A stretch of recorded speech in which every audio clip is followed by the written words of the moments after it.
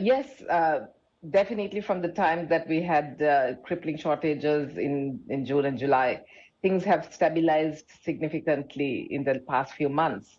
But I don't think we're still out of the woods, and that's why the policymakers are intent on ensuring that strict policy measures are taken, both on the monetary side and the fiscal side, to continue with the stabilization program.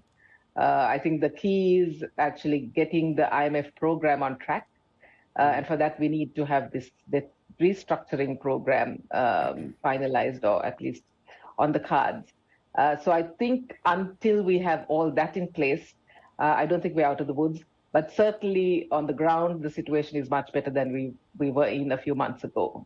Indeed. That IMF bailout of $2.9 billion is so integral to starting that process of longer-term stabilisation. Where are we on that, Roshan? Because a lot of that is incumbent on how the creditors feel about the restructuring process and about economic reform longer term in Sri Lanka, good governance, etc.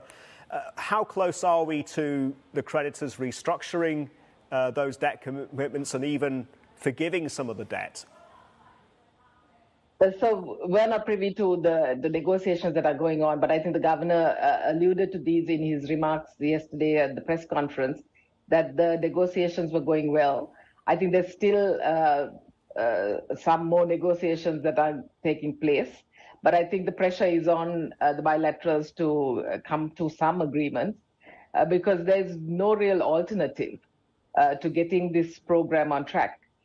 So I think it's in the interest of everyone to come on board.